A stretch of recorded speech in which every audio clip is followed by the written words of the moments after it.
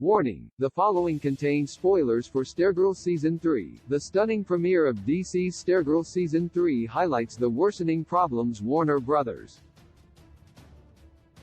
has regarding its DC Comics offerings. Despite Warner Bros. Discovery CEO David Zaslav's announcement of a 10-year plan to revitalize the DC Extended Universe, many are skeptical of Zaslav's decision to focus production on blockbuster films and big-name superheroes rather than television and less famous characters.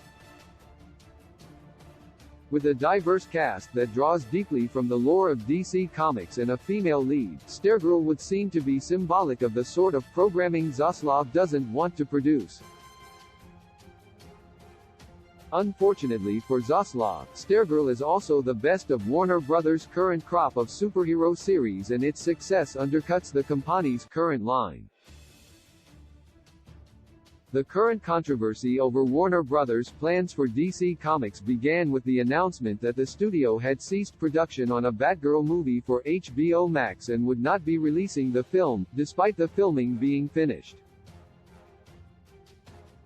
Zaslav defended the decision to cancel Batgirl, saying that it was important to grow the DC brand, to grow the DC characters, while emphasizing his belief that Warner Bros. should focus upon popular heroes like Superman, Batman and Wonder Woman. There is some irony in this, however, given that Warner Bros. Next DC Comics movie is Black Adam, which centers around a character that was originally a Shazam villain before being reworked into an anti-hero in the early 2000s.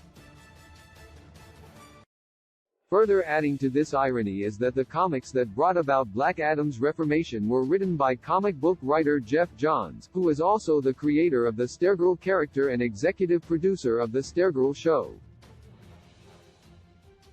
With Johns leading a writing team that includes several comic book writers, Stargirl draws deeply on the rich history of DC Comics.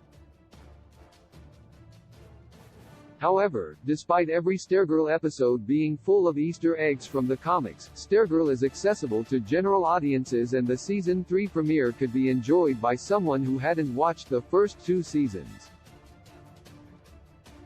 The success of this episode in the light of the recent Batgirl cancellation rubs salt in the wound of anyone hoping for a more varied, character-driven DC future in which less mainstream projects are able to thrive.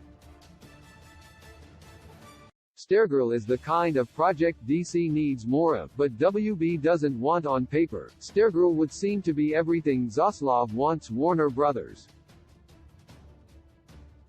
to stop producing. Yet series like Stargirl are also the heart of DC Comics brand. While Marvel Studios seemingly found success through centralizing their movie and TV production under one banner, Warner Bros. found similar success over the past decade with a variety of offerings that reflected the weird and varied nature of DC Comics' multiverse. Grim and gritty action-oriented series like Arrow and Titans exist alongside more eclectic shows like Legends of Tomorrow and Doom Patrol, allowing audiences to find something to suit their tastes. With its family-friendly tone, Stargirl has found an audience and won the hearts of fans and critics alike, providing the best example of how DC and Warner Bros. got it right in adapting a comic for television. Beyond that, Stargirl is the story of how one person can make the world a better place by being a light in the dark. While its optimistic outlook may not fit the dark vision of some filmmakers, that core message of hope and heroism should be the centerpiece of any effort to revive the DC Extended Universe. With any luck, Stargirl will continue to shine and guide the way to a better future for DC Comics and Warner Bros. For years to come. New episodes of Stargirl air Thursdays on the CW.